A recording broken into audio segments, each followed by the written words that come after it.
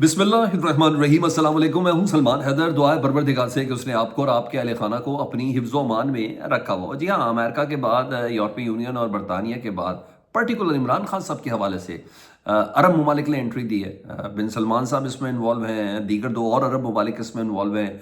और क्या कहना है जिसकी बिना पर इमरान खान साहब से बात हुई थी कि हाँ, आपको बनी गाला शिफ्ट करें या सेंट्रल जेल पेशावर शिफ्ट करें या कुछ और ऐसा इंतज़ाम किया जाए, जिसकी बिना पर इमरान खान साहब ने कहा था कि नहीं, मुझे ये ऑफर दी जा रही है, मैं इसको मंजूर नहीं करूंगा। ये बड़ी दिलचस्प खबर है जो इस वक्त आई और बड़ी क्रेडिबल सोर्स से आई है। उसकी भी कुछ तफसील मैंने आपके साथ शेयर करनी है।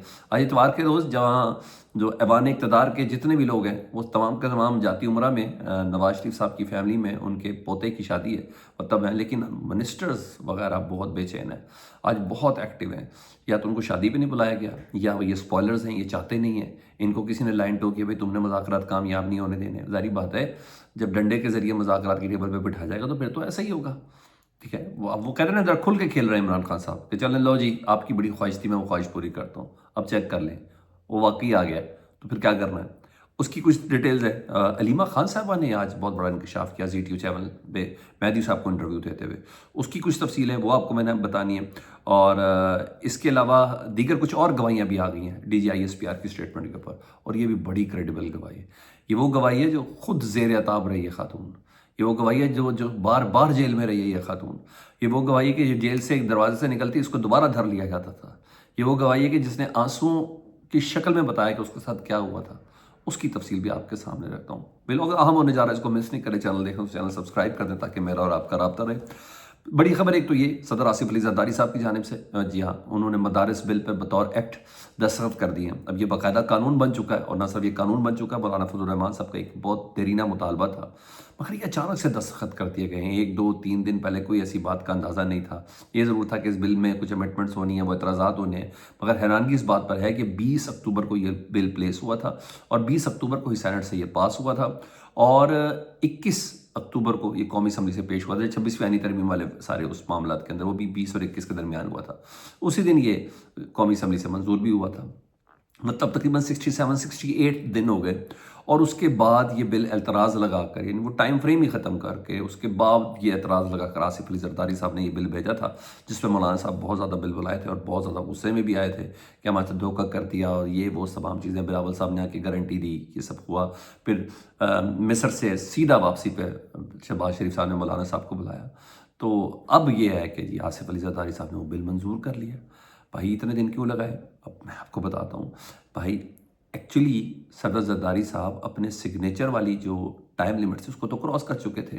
पहली बार बिल भेजें 14 दिन के अंदर या 10 दिन के अंदर उसको दस्तखत करके वापस आना था, उसके बाद दोबारा भेजते हैं, वो एतराज़ करते हैं, फिर दोबारा एतराज़ को ख़त्म करके भेजा जाता है, फिर आता है, तो उसके बाद तो टाइम लिमिट्स तो ख़त्म हो जाती है। 30 दिन से ज़्यादा टाइम लिमिट है नहीं, मगर यहाँ तो माशाल्लाह से तकरीबन 68 और दिन लग गए। उसके बाद ये बिल कैसे मंजूर हो सकता है? तो मतलब कुछ बिल ऐसे हैं जो पार्लियामेंट के भी मोहताज नहीं है, कुछ बिल ऐसे हैं पाकिस्तान में जो सदर के दस्तखत के भी मोहताज नहीं, को हमने माजी में तो देखा है। बहरहाल सोसाइटी एक्ट के तहत ये मदारस बिल जो है, इसके तहत ये कानून पास हो गया। अब सोसाइटीज़ जिस तरह रजिस्टर होती हैं उस तरह ये मदारस भी रजिस्टर हो गए। हाँ, एक ज़माने में आरिफ अलवी साहब थे जो कहते थे मेरे पास बिल आया तो मुझे तो ये भी नहीं पता, मैंने तो दस्तखत भी नहीं किए, मैंने तो दस्तखत भी, बिल आना तो बहुत, दस्तखत करना तो बहुत दूर के बाद, मेरे तो बिल भी नहीं आया था। वो ही खुफिया इदारों के इख्तियारात से मुतल्लिक जो बिल था, कहते भाई मेरे पास तो ऐसी कोई चीज़ आई नहीं थी। और उस वक्त ऐसा भी होता है जिसमें इख्तियारात भी दे दी जाते हैं और सदर के दस्तखत की भी ज़रूरत नहीं होती। तो सर ये चीज़ है जो इस वक्त हम पाकिस्तान में देख रहे हैं। लेकिन बहरहाल मौलाना साहब का दरीना ख्वाब और वो जो ख्वाहिश थी वो बहुत पूरी हो गई है। अब हुकूमत मौलाना साहब से कुछ और डील क्रैक करने के लिए अब एक बेहतर पोजीशन पे है। जाहिद गशकोरी साहब एक क्रेडिबल जर्नलिस्ट हैं, हम न्यूज़ से वो वाबस्ता है। वो ये दावा करते हैं कि इस वक्त सऊदी अरब, यूनाइटेड अरब अमीराट्स यानी UAE और कतर से भी पाकिस्तान के ऊपर दबाव डाला जा रहा है, और वो भी इमरान खान साहब की रिहाई से मुतालिक। सऊदी अरब, कतर और UAE से, और वो लोग तीनों ममालिक कह रहे हैं कि इस मसले का सियासी हल निकालो। मजीद उन्होंने कहा कि इसी सिलसिले में इमरान खान साहब के पास ऑप्शंस भी रखी गई कि या तो आपको बनी गाला सब जेल करार देकर आपको बनी गाला शिफ्ट कर दिया जाए, या आपको सेंट्रल जेल पेशावर शिफ्ट कर दिया जाए। और یہ کہا جائے کہ بھائی ایسا نہ لگے کوئی ڈیل ہو گئی یا کچھ بھی ہو گیا، تو ایسا کرتے ہیں کہ ہم کہیں گے کہ خان صاحب کی طبیعت خراب ہو گئی تھی جس کی بنا پر ان کو کیا، مگر عمران خان صاحب نے ان تینوں چیزوں سے انکار کیا کیٹاگوریکلی۔ عمران خان صاحب نے بھی 4 روز پہلے اپنے وکلاء کے ساتھ اور صحافیوں سے گفتگو کرتے ہوئے انہوں نے اس بات سے انکار کیا کہ مجھے یہ آپشنز دی جا رہی ہیں۔ تو زاہد گشکوری صاحب کہتے ہیں کہ اس بنا پر سعودی عرب، یو اے ای اور قطر انوالو تھے، جس کی بنا پر یہ آفر دی گئی تھی عمران خان صاحب کو، دی گئی ہے عمران خان صاحب کو۔ اب دیکھیں، اور زاہد گشکوری صاحب کے مطابق جنوری کا جو پہلا ہفتہ ہے، یعنی 7 جنوری میں، اگلے 10 دن آپ کہہ لیں، انہوں نے کہا 10 دنوں میں نا کوئی بڑی اہم پیش رفت ہو سکتی ہے۔ وہ اہم پیش رفتوں میں تو ڈیفینیٹلی فیاض امیر صاحب کا بھی ہے، اس سے متعلق بھی انہوں نے بتایا کہ اس دوران فیاض امیر صاحب کا بھی فیصلہ آنا ہے، ان کی سزا کی وجہ کیوں سزائے موت ہوتی ہے، عمر قید ہوتی ہے، کیا ہوتا ہے۔ اور کہہ رہے ایک فیاض امیر ہی نہیں، ان کے ساتھ ایک میجر جنرل اور 2 بریگیڈیئرس کو بھی گرفتار کیا گیا تھا، ان کے حوالے سے بھی ایک فیصلہ آنا ہے انہی دنوں میں، ہفتے سے 10 دنوں کے اندر اندر۔ مزید ایک انہوں نے بڑی خبر دی، لیکن ہے انٹرنیشنل ارینا سے، مگر زاہد گشکوری صاحب کہہ رہے ہیں تو میرا خیال ہے کہ ان کو کہیں سے فورس ہی ہوا، جس سیٹنگ کے اندر وہ بیٹھتے ہیں اس میں شاید یہ بات سامنے آئی ہے۔ وہ کہتے ہیں رچرڈ گرنیل نہیں ہے، اب تقریباً 6 اور امریکی کانگریس مین بھی عمران خان صاحب کے حوالے سے پریشر بنانا شروع کر دیں گے، تو ابھی ٹویٹس کے ذریعے، مطالبات کی شکل میں، اپنی حکومت کی شکل میں، اپنی فورن منسٹری کی شکل میں وہ یہ تمام پیسے کریں گے، پریشر ڈالیں گے۔ اس میں ڈیموکریٹس بھی شامل ہیں اور ریپبلکن بھی شامل ہیں، اور یہی وجہ ہے کہ حکومت نے یہ فیصلہ کر لیا کہ اب ہمیں بھی عمران خان صاحب کا یا پی ٹی آئی کے نیریٹو کو بریک کرنے کے لیے ہمیں پاکستان کے ٹیکس پیئرز کا پیسہ خرچ کرنا ہے، اور اب ہمیں بھی کچھ لابنگ فرمز ہائر کرنی چاہیے جو امریکی ایوان اقتدار میں مسلم لیگ نون کا جو انٹرسٹ ہے یا حکومت کا جو انٹرسٹ ہے اس کو ڈیفینڈ کر سکیں، اور یعنی کچھ گورے پارلیمنٹیرینز یہ کہیں کہ نہیں عمران خان صاحب کو تو بڑی میرٹ پہ سزا ملی، نہیں عمران خان صاحب کا تو کیس ہی سیاسی نہیں عمران خان صاحب تو کرپٹ بھی تھے، نہیں عمران خان صاحب، یعنی وہ کہہ رہے ہیں ایسی فرمز ہائر کریں جو کچھ پپٹس کو لیں۔ مگر میرا خیال ہے کہ اس میں بہت دیر کر دی ہے، بہت زیادہ دیر کر دی ہے۔ پاکستان تحریک انصاف اس میں سولو فلائٹ لے چکی ہے، اب بنتے بنتے جب تک بنائیں گے اس وقت تک تو بہت لیٹ ہو چکا ہوگا، یہ بہت زیادہ ہوگا۔ لیکن بہرحال حکومت یہ سمجھ رہی ہے کہ لابنگ فرم ہائر کرنی چاہیے، لیکن میرے حساب سے بہت دیر ہو گئی۔ ادھر آج اتوار کا دن تھا، میں نے آپ کو بتایا کہ خاندان شریف جو ہے وہ شادی میں بیزی ہے، سارے جاتی عمرہ میں ہیں، مہندی برات ولیمے یہ تمام فنکشنز میں ہیں، تو سنڈے کا دن تھا، انہوں نے کہا چلیں ذرا کر لیں، مگر یہ ہیں سارے سپوائلرز اس موقع پر جب مذاکرات کی ٹیبل سجی ہوئی ہے، جب 2 تاریخ کو باقاعدہ یہ ہے کہ ہم دوسرا سیشن ہے مذاکرات کا، اس میں آج مریم اورنگزیب صاحبہ آئی ہیں، ساری بات ہے ان کی وزارت سے متعلق کوئی بریفنگ تو تھی نہیں، تو انہوں نے کہا چلے میں ذرا پولیٹیکل ارینا میں گفتگو کر لوں۔ عطا طارٹ صاحب نے وائٹ پیپر جاری کیا ہے کے پی کے کی حکومت کے حوالے سے، پھر حنیف عباسی صاحب بھی آج چھٹی کے دن آئے ہیں، اور انہوں نے سب نے مل کے پاکستان تحریک انصاف پر باتیں سنائی ہیں، اور بھائی ان میں سے ایک بھی ایسا بندہ نہیں ہے جو اس مذاکراتی کمیٹی میں ہو، لیکن پھر بھی یہ تمام کہہ رہے ہیں، بلکہ حنیف عباسی صاحب نے تو یہ تھا کہہ دیا کہ یہ تو ایبسلوٹلی ناٹ کہنے والے تھے، اب یہ پاؤں پکڑ رہے ہیں، مگر ہم کسی دباؤ میں نہیں آئیں گے۔ بھائی پتہ چلے کس نے پاؤں پکڑے ہیں، کس نے کہا ہے امریکہ کو کہ میرے حق کروائیں، کوئی ایک بندہ مجھے بتا دیں۔ کوئی عمران خان صاحب نے بھی کہہ دیا، پی ٹی آئی کا آفیشیل سٹانس ہی یہ ہے کہ ہمیں پاکستان کی عوام اور عدالتوں سے ہی انصاف لینا ہے، مجھے نہیں سمجھ آتی، لیکن بہرحال کہیں نہ کہیں ان کو پریشر ہے جس کی بنا پر یہ تمام باتیں کر رہے ہیں۔